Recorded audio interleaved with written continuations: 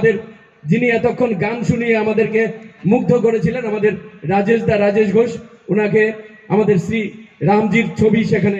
আমাদের রাজ্যের আদরণীয় রাজ্য সভাপতি তথা রাজ্যসভার সাংসদ, আমাদের সবার প্রিয় রাজীব ভট্টাচার্য মহোদয়, আমি ওনাকে মঞ্চে আসন গ্রহণ করার জন্য ইতিমধ্যেই আমাদের মঞ্চে উপস্থিত হয়।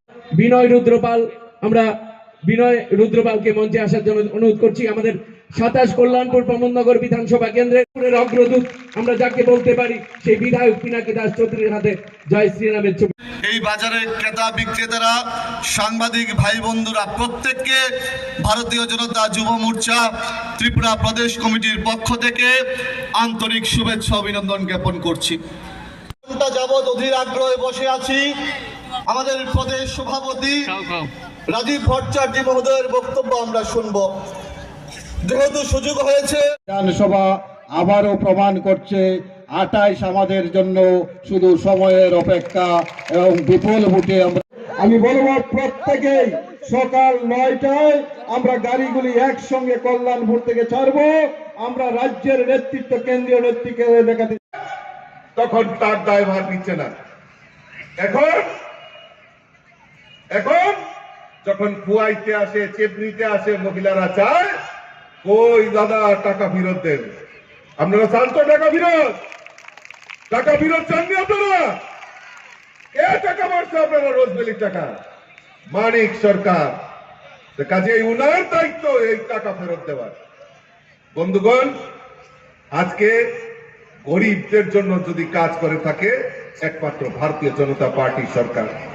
আজকে আপনারা জানেন যে আমাদের এই রাজ্যে আজকে যারা গরিব কল্যাণ যোজনায়, আমাদের এই রাজ্যে প্রায় 6 লক্ষের উপর পরিবার, গরিব পরিবারকে প্রায় 3 লক্ষ মেট্রিক টন আমাদের বিনামূল্যে রেশন সামগ্রী দেওয়ার কাজ আমাদের ভারতীয় জনতা পার্টি সরকার করেছে।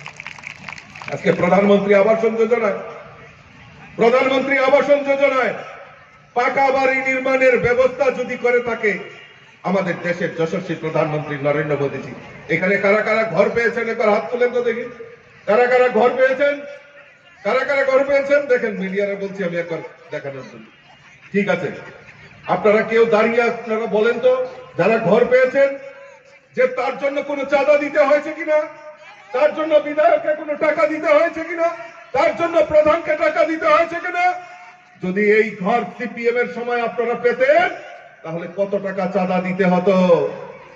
হিসাব আছে কত টাকা চাঁদা দিতে হতো? ওই এলসিএম, ডিসিএম, সিসিএম নেতা তাদেরকে টাকা দিতে হতো, তারপরে এই ঘর স্যাংশন হতো, না তো বা ঘর কোনোদিনও স্যাংশন হতো না। আমাদের সরকার ওই প্রত্যেক গরিবের বাড়িতে পাকা বাড়ি নির্মাণের ব্যবস্থা করে যদি থাকে আমাদের ভারতীয় জনতা পার্টি সরকার। আর যারা পাননি আমি বলবো এখনো সার্ভের কাজ শুরু হয়েছে, সার্ভের কাজ কমপ্লিট হয়েছে।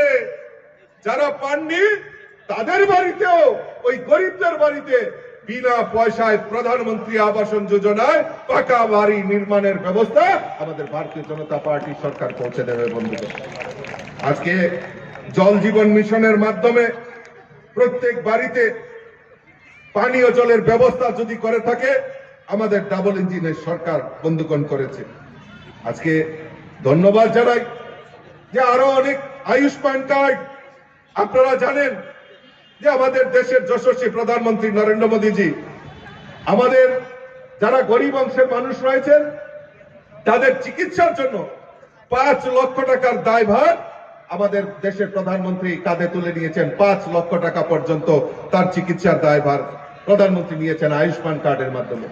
কিন্তু অত্যন্ত পরিতাপের বিষয়, এই রাজ্যে 2011 সালে ওই সার্ভে হয়েছিল, বিপিএল কার্ড কারা পেয়েছিল? যারা এলাকার গরিব তাদেরকে বিপিএল কার্ড দেওয়া হয়নি। যাদের বাড়িতে 2 তলা বিল্ডিং, যাদের বাড়িতে ওই সিপিএম করত তাদের বাড়িতে বিপিএল কার্ড দেওয়া হয়েছে, কিন্তু প্রকৃত গরিবদেরকে বঞ্চিত করেছে। আমাদের এই রাজ্যের সমস্যা ছিল, আমাদের রাজ্যের মাননীয় মুখ্যমন্ত্রী সিদ্ধান্ত নিয়েছেন যে এই রাজ্যের প্রত্যেকটা অংশের মানুষ যারা গরিব হোক, ধনী হোক, মধ্যবিত্ত হোক, সরকারি কর্মচারী হোক, প্রত্যেকের জন্য মুখ্যমন্ত্রী জন আরোগ্য যোজনার মাধ্যমে 5 লক্ষ টাকার চিকিৎসার দায়ভার আমাদের রাজ্যের মুখ্যমন্ত্রী কাঁধে তুলে নিয়েছেন বন্ধুগণ। গরিবদের নামে 2000 টাকা সামাজিক ভাতা পৌঁছে দেওয়ার কাজ আমাদের ভারতীয় জনতা পার্টি সরকার করেছে। আজকে যারা বঞ্চিত হয়েছে সামাজিক ভাতা থেকে, তাদেরকেও নতুন করে ভাতা দেওয়ার প্রয়াস আমাদের সরকার ইতিমধ্যে নিতে চলছে।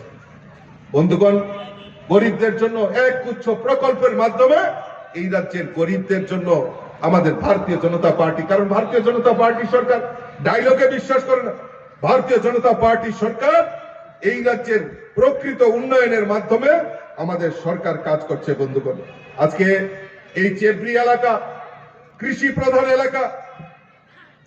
আমি জানি এখানে যদি আমি বলি কারা কারা কৃষক, তারা নিশ্চয় অনেকেই, অধিকাংশ লোক আপনারা হাত উঠাবেন। এই কৃষি প্রধান এলাকায় আজকে কিষাণ ক্রেডিট কার্ড থেকে শুরু করে কৃষকদেরকে ধান ক্রয় করা থেকে শুরু করে বিভিন্ন ভাবে কৃষকদের সহায়তা করার কাজ যদি করে থাকে আমাদের দেশে, আমাদের রাজ্যের এই দ্বিতীয় বৎসরের সরকার সেখানে করছেন। মধ্যগণ, আজকে আপনারা জানেন যে গত কিছুদিন আগে আমাদের এই রাজ্যে 19তম কিষাণ সম্মান নিধি প্রায় 2,40,000 মানুষ কৃষকের কাছে 19তম কিস্তি 2,000 টাকা করে পৌঁছে দেওয়ার কাজ আমাদের ভারতীয় জনতা পার্টি সরকার করেছে।